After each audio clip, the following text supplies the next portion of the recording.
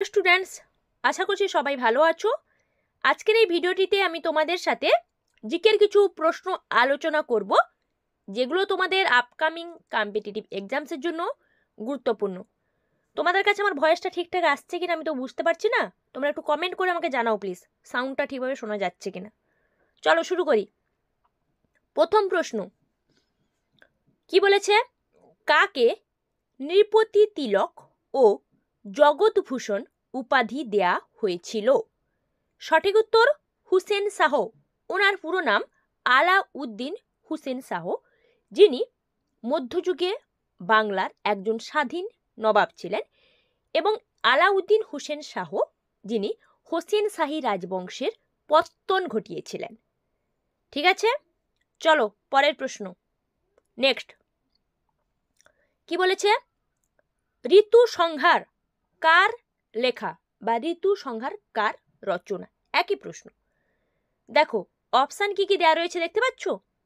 উত্তর কি হতে পারে?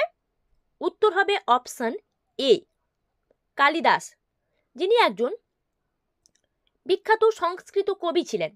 কালিদাস ঋতু সংহার হচ্ছে ওনার ক্ষুদ্রাকার একটি আদি রসাত্মক কাব্য, যেটাতে উনি ঋতুকে মানে গ্রন্থটি ঋতু সংহার 6টি অধ্যায়ে 6টি ঋতুকে আলাদাভাবে খুব সুন্দরভাবে উনি বর্ণনা করেছেন।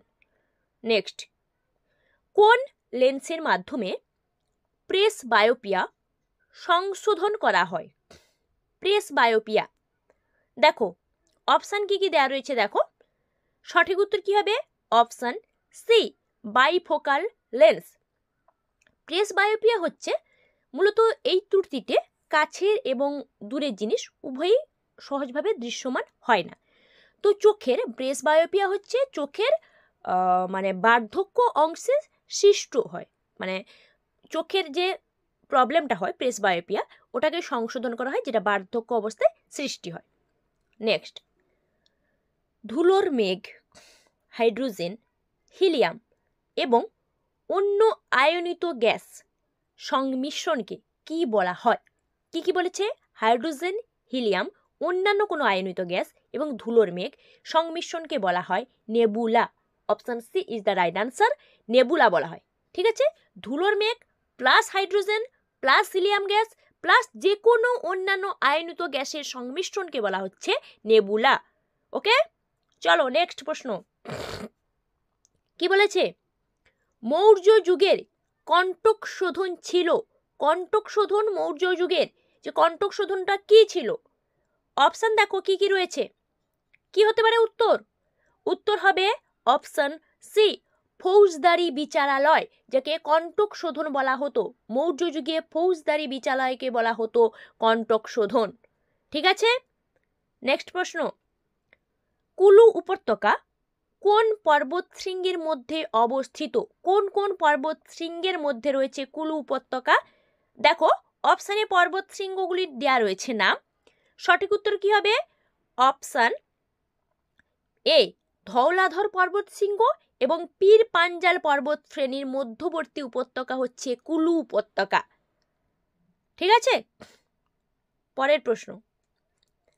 দ্রাঘিমা হিসেবে পৃথিবীতে মানে দ্রাঘিমা রেখার অনুসারে বিশ্বে ভারত দ্বিতীয় স্থানে রয়েছে, কিন্তু আয়তন হিসেবে ভারতের স্থান পৃথিবীতে কত? দ্রাঘিমা অনুযায়ী দ্বিতীয়, আয়তন হিসেবে ভারতের স্থান পৃথিবীতে অপশান সি, সপ্তম। সপ্তম স্থানে রয়েছে ভারত আয়তন হিসেবে বিশ্বের মধ্যে। বোঝাতে পারলাম? চলো পরের প্রশ্ন। সম্প্রতি কোথায় 2024 সালের international conference on green hydrogen আয়োজিত হয়েছে? 2024 সালে সম্প্রতি কোথায় আয়োজিত হয়েছে বা কোন শহরে? সঠিক উত্তর কি হবে? অপশান ডি, নতুন দিল্লি। নিউ দিল্লিতে আয়োজিত হয়েছে international conference on green hydrogen, সম্প্রতি আয়োজিত হয়েছে। নেক্সট, সম্প্রতি কোথায় ইন্ডিয়া ডিফেন্স অ্যাভিয়েশন এক্সপোজিশন আয়োজিত হলো? সম্প্রতি কোন শহরে ইন্ডিয়া ডিফেন্স অ্যাভিয়েশন এক্সপোজিশন আয়োজিত হলো? সঠিক উত্তর কি হবে? Option A, Jodhpur. কোথায় রয়েছে যোধপুর? রাজস্থানে। রাজস্থানের যোধপুরে ইন্ডিয়া ডিফেন্স অ্যাভিয়েশন এক্সপোজিশন আয়োজিত হয়েছে। পরের প্রশ্ন, কোশ্চেন নাম্বার 10, কি বলেছে? অ্যামিবার গমন অঙ্গের নাম কি? অ্যামিবার গমন অঙ্গ। দেখো অপশান কি কি দেওয়া রয়েছে দেখতে পাচ্ছ? অ্যামিবার গমন অঙ্গ কি হতে পারে উত্তর? কমেন্ট করে জানাও কি হবে উত্তর। সঠিক উত্তর হবে অপশান ডি, ক্ষণপদ। অ্যামিবার গমন অঙ্গ হচ্ছে ক্ষণপদ। এটা খুবই একটা ইজি কোশ্চেন এবং কমন কোশ্চেন, অ্যামিবার গমন অঙ্গ ক্ষণপদ। নেক্সট, খসড়া কমিটি কত সালে গঠন করা হয়েছিল? খসড়া কমিটি। দেখো অপশান কি কি দেওয়া রয়েছে দেখতে পাচ্ছ? খসড়া কমিটি উত্তর কি হবে? উত্তর হবে অপশান বি, 1947 সালে। দ্যাট ইজ যখন ভারতবর্ষ স্বাধীন হয়েছিল ঠিক সেই সময় খসড়া কমিটি গঠন করা হয়েছিল 1947 সালে। ঠিক আছে, চলো পরের প্রশ্ন চলে যাব। ভারতের প্রথম মহিলা রাষ্ট্রপতি কে ছিলেন? একদম প্রথম, সর্বপ্রথম মহিলা রাষ্ট্রপতি কে ছিলেন? অপশান দেখো কি কি রয়েছে। সঠিক উত্তর কি হবে? অপশান ডি, প্রতিভা পাটিল। উনি হচ্ছেন সর্বপ্রথম মহিলা রাষ্ট্রপতি, প্রতিভা পাটিল। ঠিক আছে, চলো পরের প্রশ্ন। কি বলেছে? মানব দেহের বৃহত্তম অন্তঃক্ষরা গ্রন্থির নাম কি? সব থেকে বৃহত্তম অন্তঃক্ষরা গ্রন্থির নাম জানতে চেয়েছে। উত্তর কি হবে? উত্তর হবে অপশান এ, থাইরয়েড।